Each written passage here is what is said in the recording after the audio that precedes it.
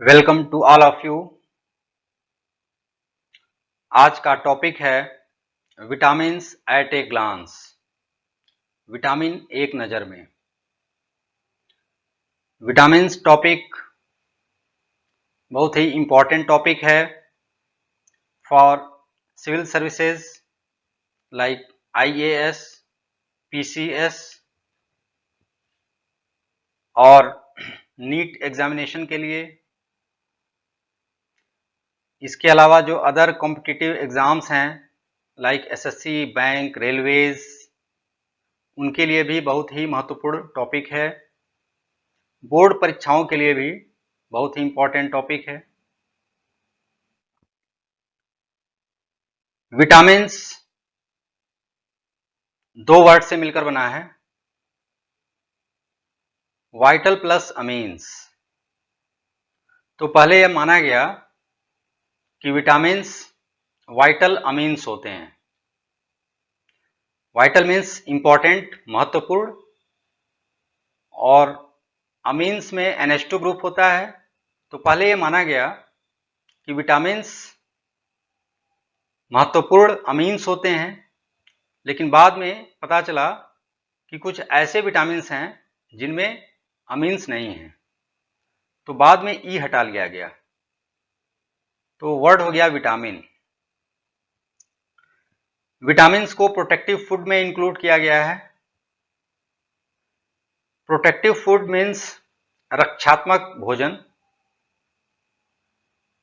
जिससे बॉडी को प्रोटेक्शन मिलता है, सुरक्षा मिलती है बीमारियों से। विटामिन्स को अब हम वन बाय वन देखते हैं। और vitamin is an organic molecule. Vitamin एक ऑर्गेनिक मॉलिक्यूल है, एक कार्बनिक पदार्थ है, that is essential micronutrient. Vitamin एक आवश्यक सूक्ष्म पोषक तत्व है। सूक्ष्म पोषक तत्व ऐसे तत्व होते हैं जिनको बॉडी की आवश्यकता बहुत कम मात्रा में होती है। That means micronutrients are those nutrients which are required in very small amounts. तो vitamins like hormones and enzymes, they are required in very small amount.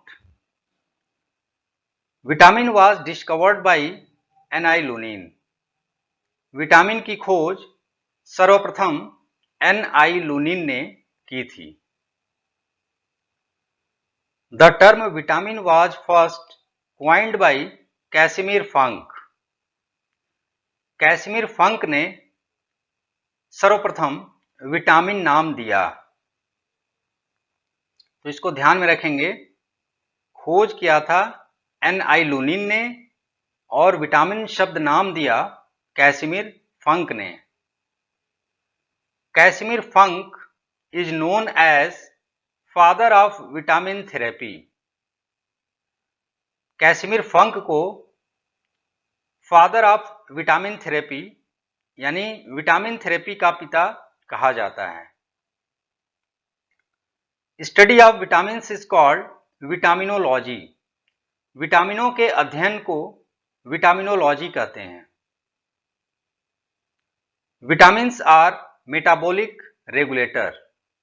Vitamins metabolic regulator होते हैं।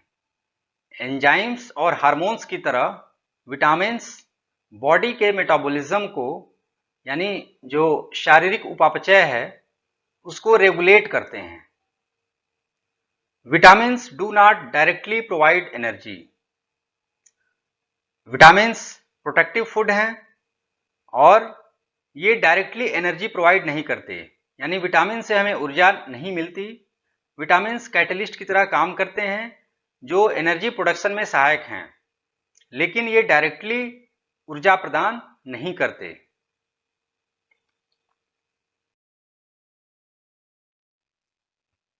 Vitamins are divided into two parts, fat soluble vitamins and water soluble vitamins. Vitamin को हम दो part में बांटते हैं। On the basis of solubility, घुलनशीलता के आधार पे विटामिन्स को हम दो पार्ट में बांटते हैं। First is fat soluble vitamins, वसा में घुलनशील विटामिन। वसा में घुलनशील विटामिन्स वो विटामिन्स होते हैं which only dissolve in lipids, जो कि केवल लिपिड या वसा में घुलनशील होते हैं। यानी फैट सोल्युबल विटामिन के लिए बॉडी में लिपिड का होना या फैट का होना जरूरी है। फैट सोल्युबल विटामिन्स वसा की उपस्थिति में ही बॉडी में एब्जॉर्ब होते हैं। फैट सोल्युबल विटामिन्स के एग्जाम्पल हैं vitamin A, vitamin D, vitamin E और विटामिन के। ए, डी, ई, के। एक्सेस स्टोर्स इन लिवर, यदि विटामिन की अधिकता हो जाए बॉडी में, फैट सोल्युबल विटामिन्स यदि एक्सेस अमाउंट में लिए जाएं, फैट सोल्युबल विटामिन्स यदि एक्सेस अमाउंट में बॉडी में हो जाएं तो वो स्टोर होते हैं लिवर में। यानी एक्सेस फैट सोल्युबल विटामिन्स को लिवर स्टोर्स करता है और अत्यधिक मात्रा में, एक्सेस अमाउंट में, बहुत ज़्यादा मात्रा में फैट सोल्युबल विटामिन्स लेने से टॉक्सिसिटी बढ़ जाती है, बॉडी में टॉक्सिसिटी बढ़ जाती है। तो एक्सेस अमाउंट लेना एक प्रॉब्लम क्रिएट करता है जिसे हाइपर विटामिनोसिस कहते हैं। तो इसलिए फैट सोल्युबल विटामिन्स को एक सामान्य मात्रा में लेना आवश्यक है। नेक्स्ट है वाटर सोल्युबल विटामिन्स, जल में घुलनशील विटामिन। जल में घुलनशील विटामिन वो विटामिन होते हैं which only dissolve in water. Water soluble vitamin ऐसे विटामिन हैं जो पानी में घुलनशील हैं, जल में घुलनशील हैं। चूंकि वाटर सोल्युबल विटामिन्स जल में घुलनशील हैं, इसलिए ये बॉडी में स्टोर नहीं होते और एक्सेस अमाउंट में होने से ये बॉडी से बाहर एलिमिनेट हो जाते हैं। इसके एग्जाम्पल हैं विटामिन बी कॉम्प्लेक्स, जिसमें कई प्रकार के बी विटामिन्स हैं, विटामिन बी1 से लेके विटामिन बी12 तक, और विटामिन सी। तो वाटर सोल्युबल विटामिन्स के एग्जाम्पल हैं विटामिन बी कॉम्प्लेक्स और vitamin C. Excess do not store in body and eliminate through urine. Water soluble vitamins excess amount में लिए जाएं तो ये बॉडी में स्टोर नहीं होते और यूरिन आउटपुट के साथ बाहर निकल जाते हैं। Must be taken on daily basis, चूंकि वाटर सोल्युबल विटामिन्स बॉडी में स्टोर नहीं होते, इसलिए इन विटामिन्स को डेली बेसिस पे यानी दैनिक भोजन में प्रतिदिन बेसिस पे लेना आवश्यक है।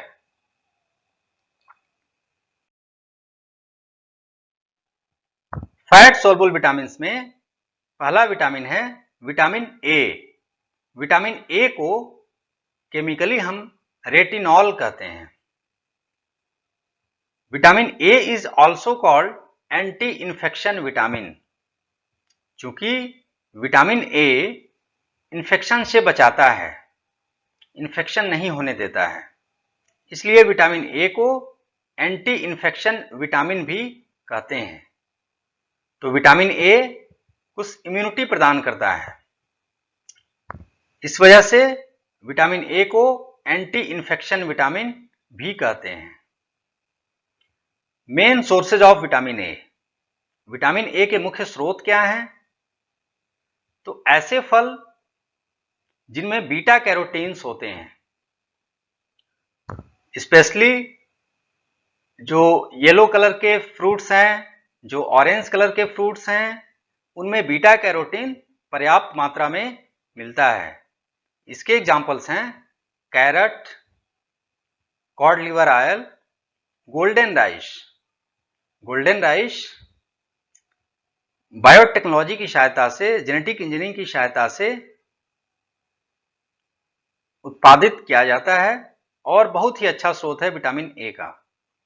इसके अलावा mango, egg yolk, liver, milk, और घी।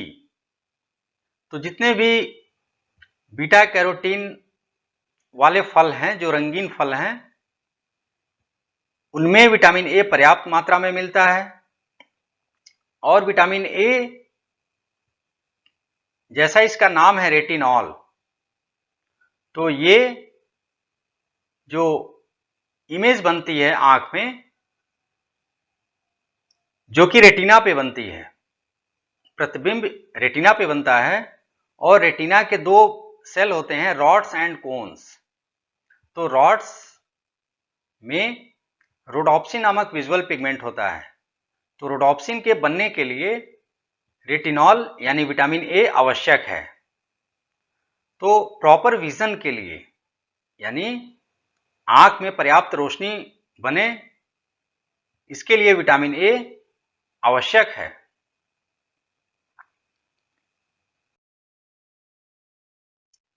डेफिशिएंसी डिजीजेज, विटामिन ए की कमी से होने वाले रोग।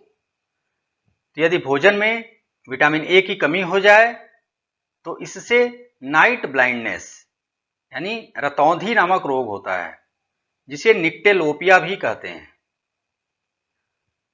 इसमें क्या होता है, patients fail to see in dim light and twilight. तो रतौंधी होने पे पेशेंट, रोगी, शाम के समय, रात में ठीक से देख नहीं पाते, उनको धुंधला दिखाई देता है। तो विटामिन ए की कमी से नाइट ब्लाइंडनेस या निक्टेलोपिया होता है, जिसमें रोगी को शाम के समय और रात में कम रोशनी में धुंधला दिखाई देता है। नेक्स्ट है जीरोप्थेल्मिया। Zero means dryness. इसमें आंखें शुष्क हो जाती हैं, dry eyes, that means dryness of eyes, आंखें शुष्क हो जाती हैं। इसका वजह यह है कि लैक्राइमल ग्लैंड के ठीक ढंग से कार्य करने के लिए विटामिन ए की आवश्यकता होती है, और यदि विटामिन ए पर्याप्त नहीं मिलता है भोजन से तो जीरोप्थेल्मिया हो जाता है, जिसमें लैक्राइमल ग्लैंड्स और टीयर ग्लैंड्स, जो अश्रु ग्रंथियां होती हैं, जो आंसू का उत्पादन करती हैं, वो आंसू कम बनाती हैं, जिससे आईज ड्राई हो जाती हैं। Conjunctiva and cornea of eyes becomes dry and keratinised, और इसमें आंखें शुष्क हो जाती हैं। नेक्स्ट है केराटोमेलेशिया। केराटोमेलेशिया में भी डर्मेटोसिस होती है, यानी जो त्वचा होती है, स्किन होती है, वो ड्राई हो जाती है, शुष्क हो जाती है।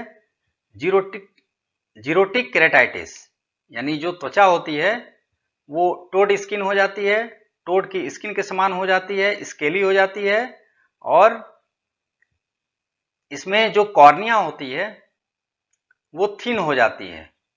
जैसा कि आप इस डायग्राम में देख रहे हैं कि कॉर्निया भी थिन हो जाती है, पतली हो जाती है, और बहुत ही कमजोर हो जाती है। तो आंख का विजन भी थोड़ी कम हो जाती है।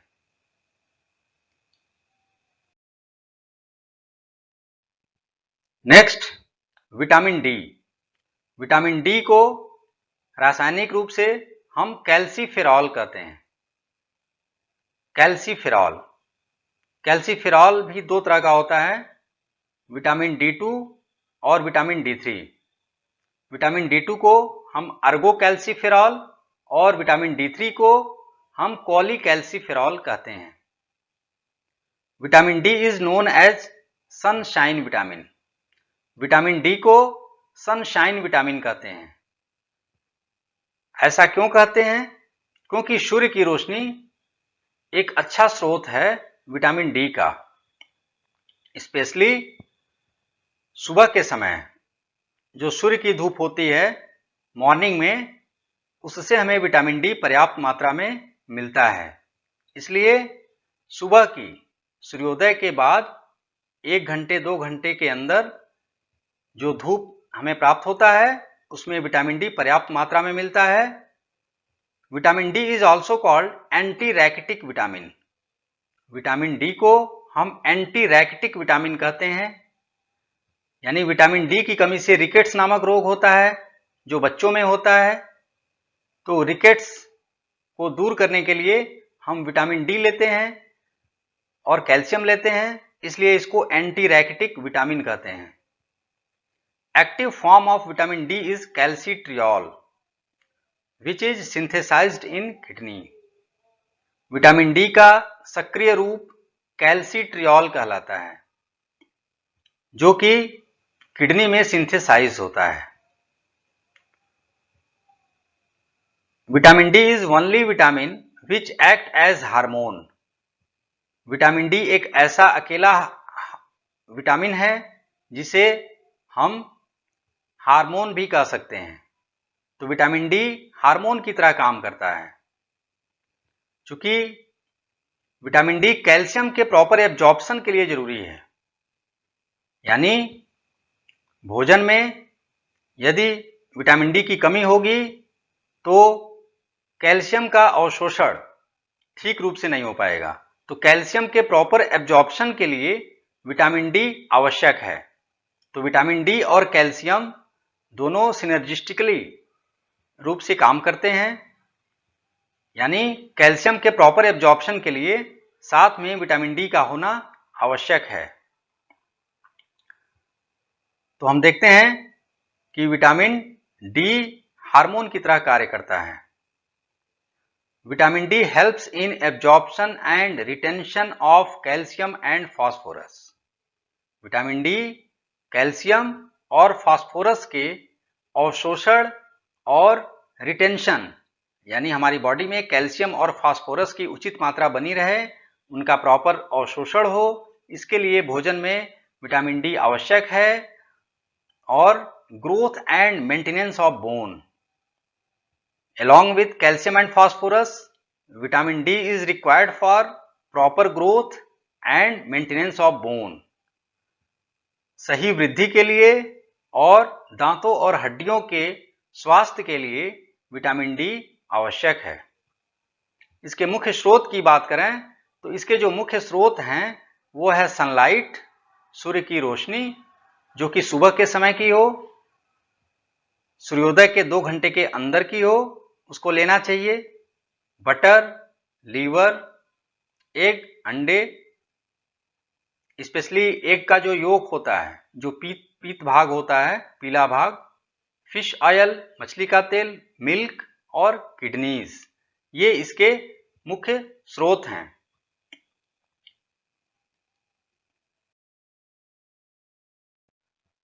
डेफिशिएंसी डिजीजेस, विटामिन डी की कमी से होने वाले रोग।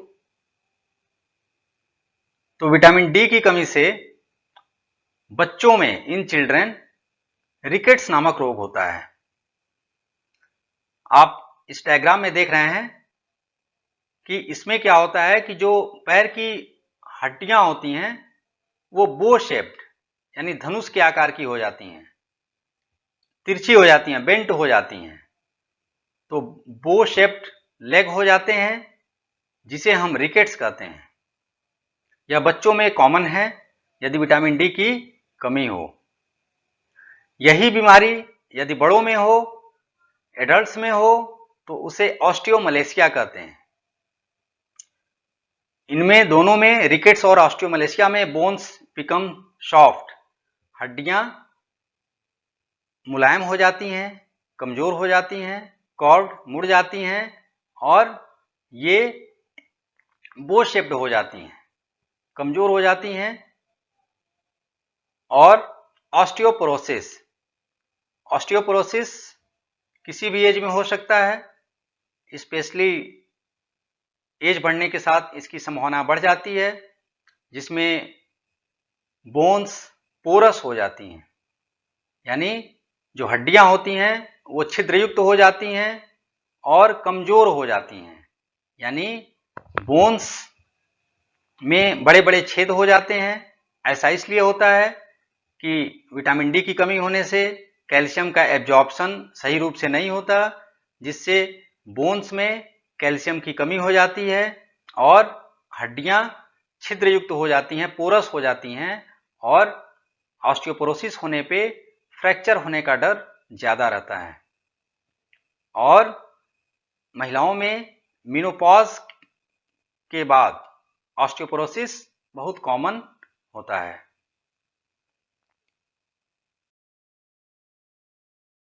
नेक्स्ट हम देखेंगे विटामिन ई। विटामिन ई को टोकोफेरॉल कहते हैं। Vitamin E is also called beauty vitamin. Vitamin E को सौंदर्य विटामिन भी कहते हैं, क्योंकि विटामिन ई हमारे सौंदर्य के लिए आवश्यक है। स्किन हेल्दी रहती है। इसे फर्टिलिटी विटामिन भी कहती हैं, क्योंकि ये फर्टिलिटी को प्रमोट करता है, रिप्रोडक्टिव हेल्थ को अच्छा बनाए रखता है, इसलिए इसे फर्टिलिटी विटामिन भी कहते हैं। Anti sterility vitamin, vitamin E को एंटी स्टेरिलिटी विटामिन भी कहते हैं, यानी विटामिन ई रिप्रोडक्टिव हेल्थ के लिए आवश्यक है। विटामिन ई की कमी से नपुंसकता नामक रोग हो जाती है, जिसमें रिप्रोडक्टिव कैपेसिटी कम हो जाती है। तो इसलिए विटामिन ई को हम एंटी स्टेरिलिटी विटामिन भी कहते हैं। Vitamin E deficiency causes premature ageing. Vitamin E की कमी से प्रीमेच्योर एजिंग, समय से पहले बुढ़ापा आ जाता है, त्वचा पर झुर्रियां बनने लगती हैं। तो प्रीमेच्योर एजिंग को रोकने के लिए, यानी स्किन में रिंकल्स को रोकने के लिए, एजिंग प्रोसेस को स्लो डाउन करने के लिए भोजन में विटामिन ई का होना आवश्यक है। तो vitamin E deficiency causes premature ageing, sterility, infertility in both mails and females. तो विटामिन ई की कमी से समय से पहले बुढ़ापा आता है, यानी झुर्रियां जल्दी पड़ती हैं और नपुंसकता नामक रोग हो जाता है। यह मेल और फीमेल दोनों में होता है। इसके मुख्य स्रोत की बात की जाए तो इसके विटामिन ई के मुख्य स्रोत हैं ग्रीन लीफी वेजिटेबल्स, जो हरी पत्तेदार सब्जियां हैं, ऑयल्स, सभी तेलों में विटामिन ई पाया जाता है, स्पेशली सनफ्लावर ऑयल और सोयाबीन ऑयल में, मिल्क, दूध, चीज, पनीर, बटर, मक्खन, एग्स, अंडे। तो विटामिन ई भोजन में लेना आवश्यक है। नेक्स्ट विटामिन है विटामिन के। विटामिन के को हम रासायनिक रूप से फिल्लोक्विनोन कहते हैं। विटामिन के का रासायनिक नाम फिल्लोक्विनोन है। Vitamin K is also known as anti haemorrhagic vitamin. Vitamin K को एंटी हेमरेजिक विटामिन भी कहते हैं। विटामिन के बहुत ही आवश्यक विटामिन है। Vitamin K is essential for synthesis of prothrombin in liver. यह प्रोथ्रोम्बिन के निर्माण के लिए आवश्यक है। प्रोथ्रोम्बिन का निर्माण लीवर में होता है, यानी विटामिन के से लीवर में प्रोथ्रोम्बिन बनता है, which is required for blood clotting. Blood clotting के लिए, यानी जो चोट लगने पे ब्लड का थक्का बनता है, ब्लड की क्लॉटिंग होती है, उसके लिए विटामिन के भोजन में आवश्यक है। जो नॉर्मल क्लॉटिंग होती है वह 2 से 5 मिनट में होती है। चोट लगने पे जो सामान्य क्लॉटिंग टाइम है, रक्त का थक्का जो बनता है चोट लगने के बाद, वो 2 से 5 मिनट में बन जाता है। विटामिन के की कमी होने पे डिलेड ब्लड क्लॉटिंग होती है, रक्त का थक्का देर से बनता है, जिससे हेवी ब्लड लॉस हो जाता है। Synthesised by colon bacteria of large intestine in humans. Vitamin K को बड़ी आंत के जो कोलोन के बैक्टीरिया होते हैं वो भी उसका संश्लेषण करते हैं। Deficiency causes haemorrhages, bleeding disease. Vitamin के की कमी से हेमरेजेज होते हैं, रक्तस्राव हो जाते हैं, ब्लीडिंग डिजीज, ब्लीडिंग ज़्यादा होती है, कहीं चोट लगने पे, कट होने पे। कारण ये है कि जो क्लॉटिंग टाइम है वो डिलेड हो जाता है, रक्त का थक्का देर से बनता है। सामान्य उसका जो टाइम है ब्लड क्लॉटिंग टाइम वो 2 से 5 मिनट है, और विटामिन के की कमी होने पे रक्त का थक्का बहुत देर से जमता है, जिससे हेवी ब्लड लॉस हो जाता है।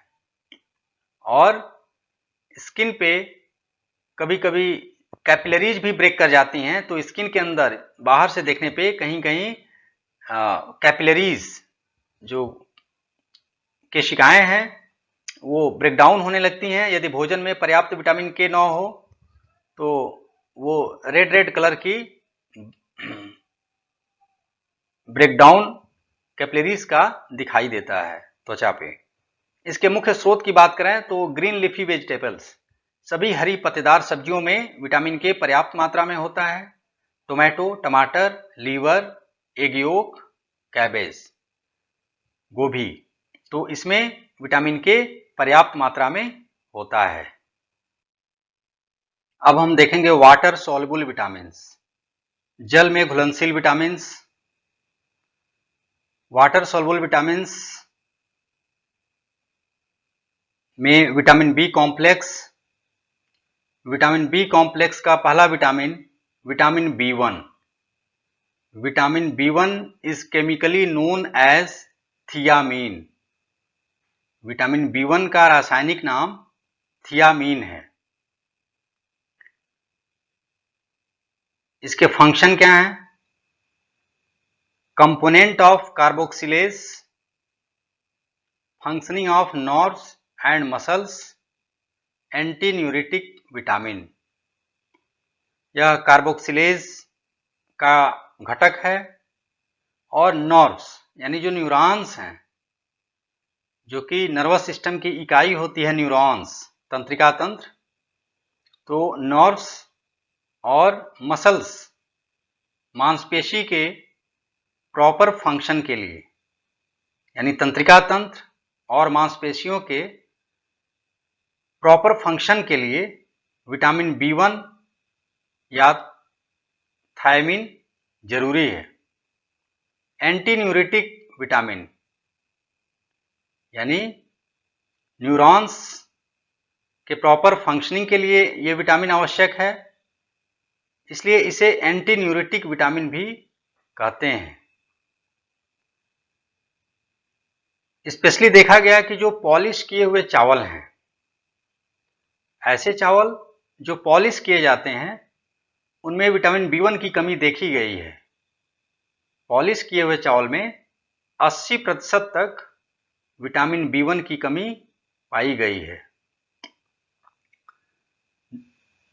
Deficiency causes beri beri, vitamin B1 की कमी से बेरी बेरी नामक रोग होता है। बेरी बेरी रोग का लक्षण क्या है?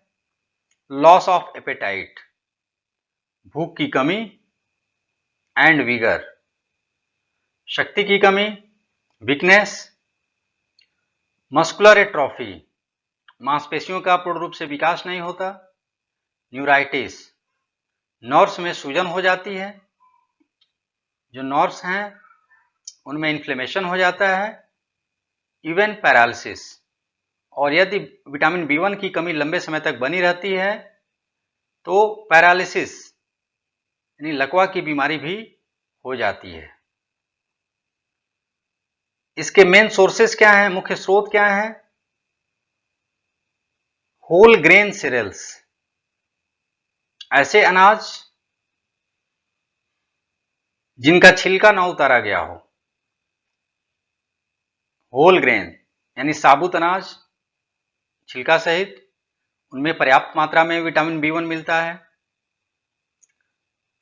ब्राउन राइस में भी विटामिन B1 मिलता है। ईस्ट, खमीर में, एग्स अंडे, मीट, लीवर, नट्स, पल्सेस दालें एटसेट्रा।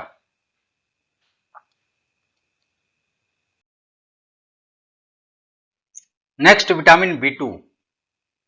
विटामिन B2 को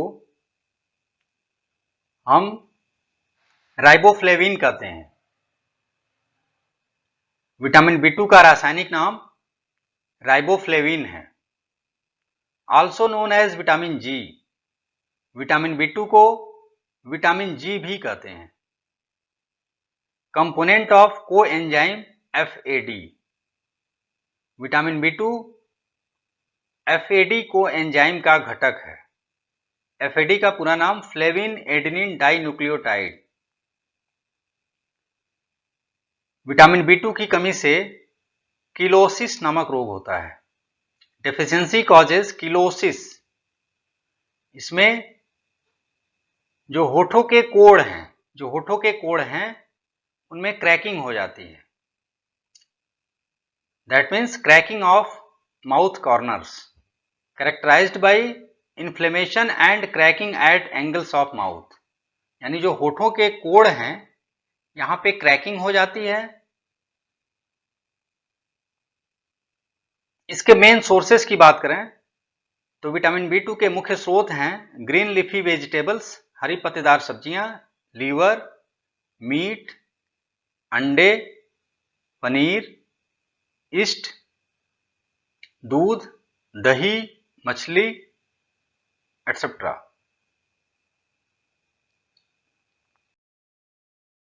नेक्स्ट विटामिन B3।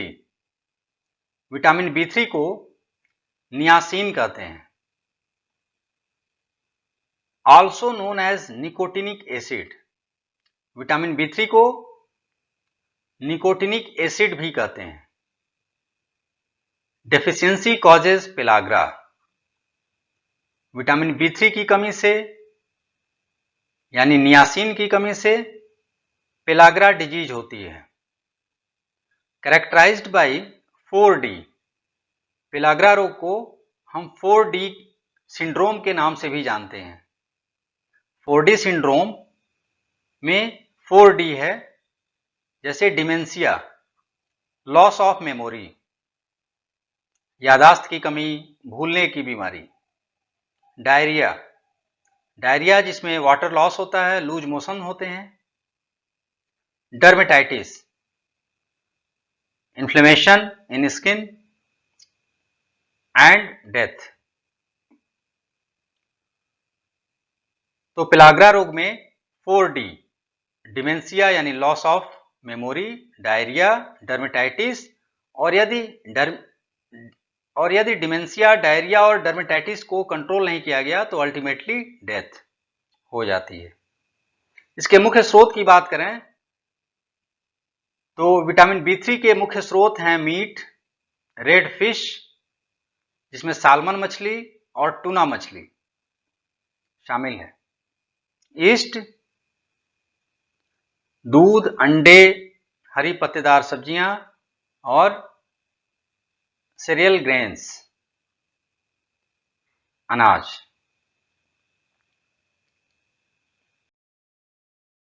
नेक्स्ट है विटामिन B5। विटामिन B5 को पैंटोथेनिक एसिड कहते हैं। विटामिन B5 की कमी से या पैंटोथेनिक एसिड की कमी से बर्निंग फिट सिंड्रोम, पैरों में जलन होती है, डिप्रेशन, अवसाद होता है, एंजाइटी, चिंता होती है।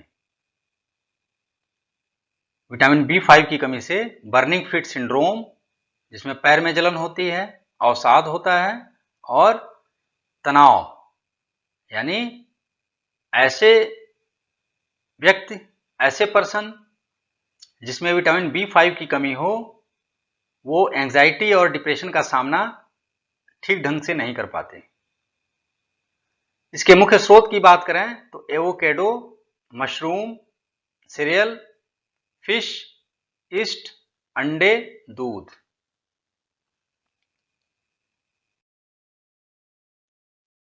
Next vitamin B6। Vitamin B6 को पायरिडॉक्सिन कहते हैं।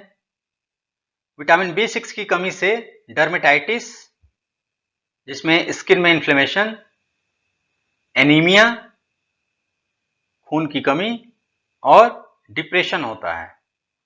इसके मुख्य स्रोत की बात करें तो विटामिन B6 के मुख्य स्रोत हैं दूध, सीरियल्स, फिश, मीट, लीवर और ईस्ट।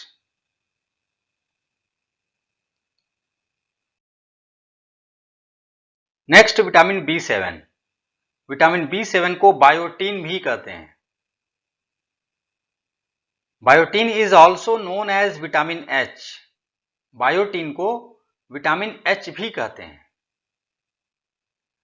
विटामिन H या बायोटीन त्वचा और बालों के स्वास्थ्य के लिए बहुत ही आवश्यक है। इसकी कमी से डर्मेटाइटिस यानी त्वचा हेल्दी नहीं होती, त्वचा में इन्फ्लेमेशन हो जाता है, हेयर फॉल, बाल झड़ने लगते हैं, वीकनेस कमजोरी होती है। मेन सोर्सेस बायोटीन के मुख्य स्रोत हैं ईस्ट, वेजिटेबल्स, फ्रूट्स, एग्स और नट्स।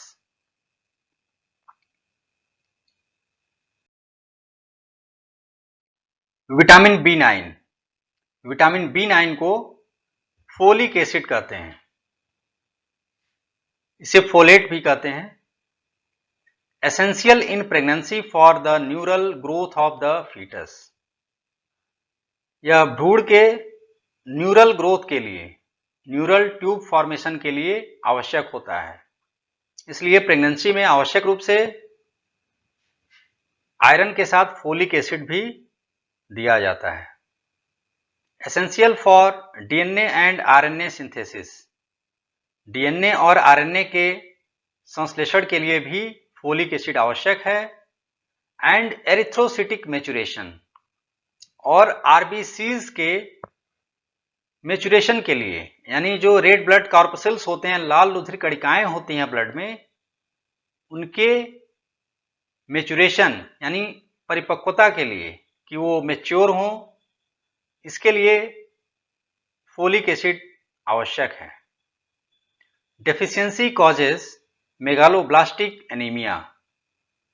फोलिक एसिड की कमी से मेगालोब्लास्टिक एनीमिया होता है। मेगालोब्लास्टिक एनीमिया में जो आरबीसीज होते हैं, रेड ब्लड कॉर्पसेल्स होते हैं, वो इमेच्योर रह जाते हैं, उनमें उनका पूर्ण विकास नहीं होता, साइज में बड़े हो जाते हैं आरबीसीज, लेकिन उनमें हीमोग्लोबिन की कमी होती है।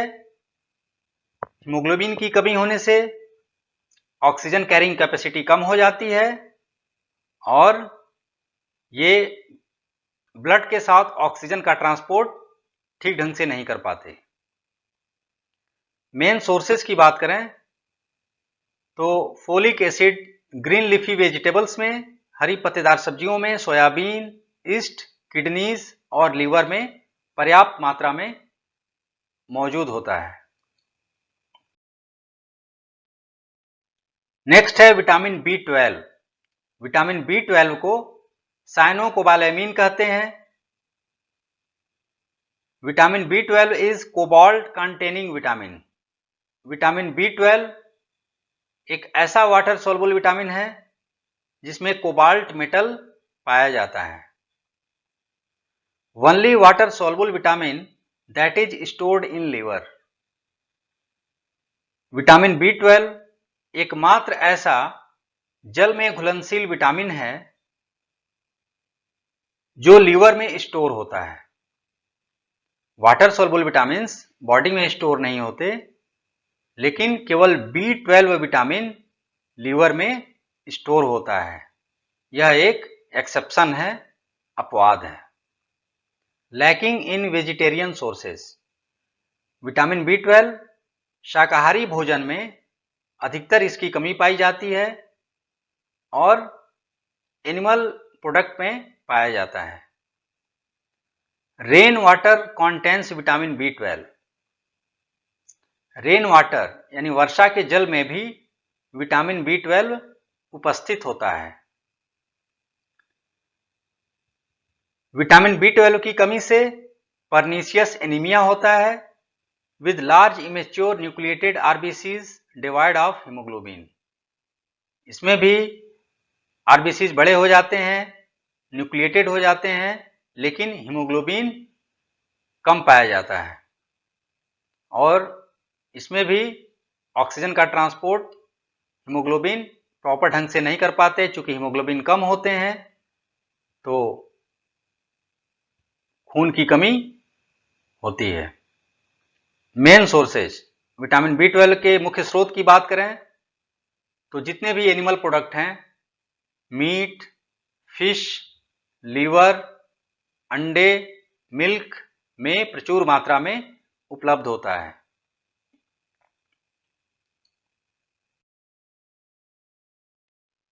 वाटर सॉल्युबल विटामिन का लास्ट विटामिन है विटामिन सी।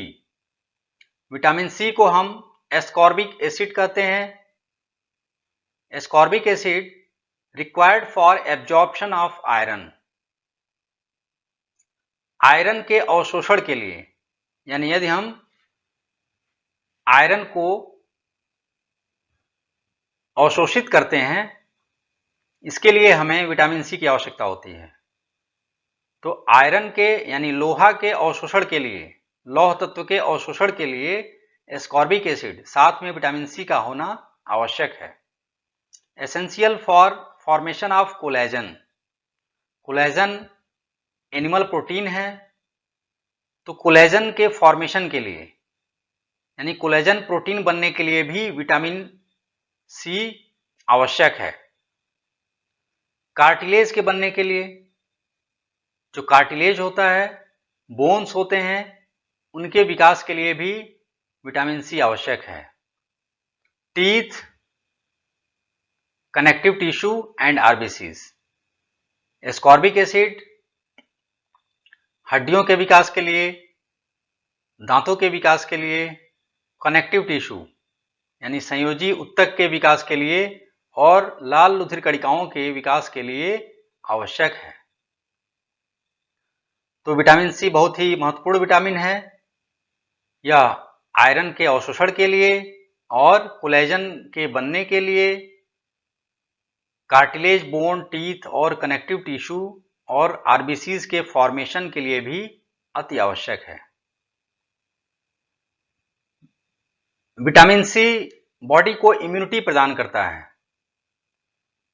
विटामिन सी शरीर के प्रतिरोधक क्षमता को, रोग प्रतिरोधक क्षमता को बूस्ट करता है। इसकी कमी से स्कर्वी नामक रोग होता है।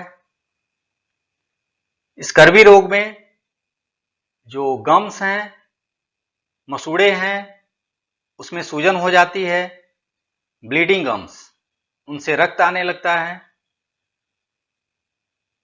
इसको हम सेब खाते समय ऑब्जर्व कर सकते हैं।